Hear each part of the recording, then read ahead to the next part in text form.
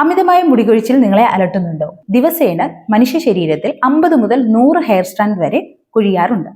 എന്നാൽ ഇതിൽ കൂടുതൽ മുടി നഷ്ടമാവുകയും നഷ്ടമാകുന്ന അതേ അളവിൽ മുടി റീപ്ലേസ് ചെയ്യാതിരിക്കുകയും ചെയ്യുമ്പോഴാണ് ഹെയർ ഫോൾ ശ്രദ്ധിക്കപ്പെടുന്നത്.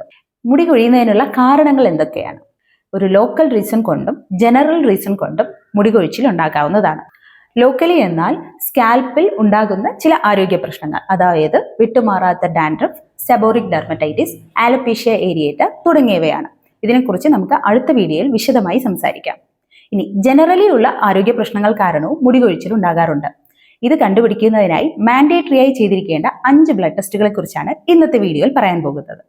ഒന്നാമത്തേത് കംപ്ലീറ്റ് ബ്ലഡ് കൗണ്ട് അഥവാ CBC. ഹീമോഗ്ലോബിന്റെ അളവ് കുറയുന്നതുകൊണ്ട് അനീമിയ അഥവാ വിളർച്ചയുണ്ടാകുന്നു. ഒരു കംപ്ലീറ്റ് ബ്ലഡ് കൗണ്ടിലൂടെ നമുക്ക് ഇത് കണ്ടുപിടിക്കാൻ കഴിയുന്നതാണ്. ഹീമോഗ്ലോബിൻ കുറഞ്ഞു കഴിഞ്ഞാൽ സ്കാൽപ്പിലേക്കുള്ള ഓക്സിജൻ സപ്ലൈ കുറയുകയും അത് ഹെയർ ഫോളിക്കിൾസിനെ ദുർബലമാക്കുകയും മുടി വളർച്ചയെ കുറയ്ക്കുകയും ചെയ്യുന്നു. രണ്ടാമത്തേത് serum ferritin and serum iron levels. ഇവ രണ്ടും തന്നെ മുടി വളർച്ചയ്ക്ക് വളരെ അത്യാവശ്യമായ ഘടകങ്ങളാണ്. ഇവയിൽ ഏതെങ്കിലും ഒന്ന് കുറഞ്ഞാൽ തന്നെ ചുവന്ന രക്താണുക്കളുടെ പ്രൊഡക്ഷൻ കുറയുകയും ഇതുമൂലം ഹെയർ റൂട്ടിലേക്കുള്ള പോഷകത്തിന്റെ അളവ് കുറയുകയും ചെയ്യുന്നു. പോഷകക്കുറവ് കാരണം ഹെയർ ഫോളിക്കിൾസ് ദുർബലമാവുകയും ആരോഗ്യമുള്ള മുടിയുടെ വളർച്ചയെ തടസ്സപ്പെടുത്തുകയും ചെയ്യുന്നു. മൂന്നാമത്തേത് തൈറോയിഡ് ഫംഗ്ഷൻ ടെസ്റ്റ്. ശരീരത്തിലെ മെറ്റബോളിസവും ഹെയർ ഗ്രോത്ത് സൈക്കിൾ ഉൾപ്പെടെയുള്ള എല്ലാ പ്രവർത്തനങ്ങളെയും കൺട്രോൾ ചെയ്യുന്ന ഗ്ലാൻഡാണ് തൈറോയിഡ് ഗ്ലാൻഡ്.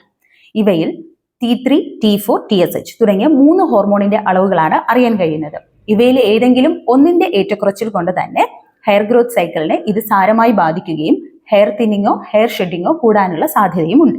നാലാമത്തേത് vitamin D and vitamin B12. ഇവ രണ്ടും തന്നെ ഹെയർ ഗ്രോത്തിന് വളരെയധികം ഇമ്പോർട്ടന്റ് ആയിട്ടുള്ള 2 ഘടകങ്ങളാണ്. വൈറ്റമിൻ D രോമകൂപങ്ങളുടെ വളർച്ചയെ പ്രോത്സാഹിപ്പിക്കുകയും ആരോഗ്യമുള്ള മുടി വളരുന്നതിനും സഹായിക്കുന്നു.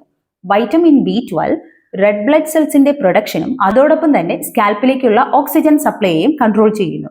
ഇവയിൽ ഏതെങ്കിലും ഒന്ന് കുറഞ്ഞു കഴിഞ്ഞാൽ തന്നെ ആരോഗ്യമുള്ള മുടിയുടെ വളർച്ച കുറയുകയും ഹെയർ ഫോൾ കൂടാനും സാധ്യതയുണ്ട്. അഞ്ചാമത്തേത് ഹോർമോണൽ പാനൽ.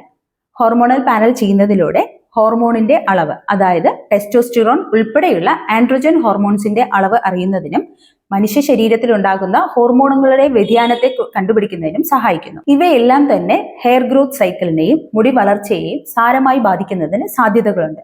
ഉദാഹരണത്തിന് PCOS അഥവാ പോളിസിസ്റ്റിക് ഒവേറിയൻ സിൻഡ്രം ഹെയർ ഫോളിനും ഹെയർ തിന്നിങ്ങും ഉണ്ടാക്കാൻ സാധ്യതയുള്ള ഒരു അസുഖമാണ്. ഈ രക്തപരിശോധനകൾ ചെയ്യുന്നതിലൂടെ ഹെയർ ഫോളിനുള്ള റൂട്ട് കോസസ് അഥവാ മൂലകാരണങ്ങൾ കണ്ടെത്താൻ കഴിയുകയും അതോടൊപ്പം അതിനനുസരിച്ചുള്ള ചികിത്സ ലഭ്യമാക്കാനും സാധിക്കുന്നു. ഈ വീഡിയോ നിങ്ങൾക്ക് ഇഷ്ടമായെങ്കിൽ ഷെയർ ചെയ്യാനും ഡോക്ടർ നിജില സ്റ്റോക്ക് സബ്സ്ക്രൈബ് ചെയ്യാനും മറക്കരുത്.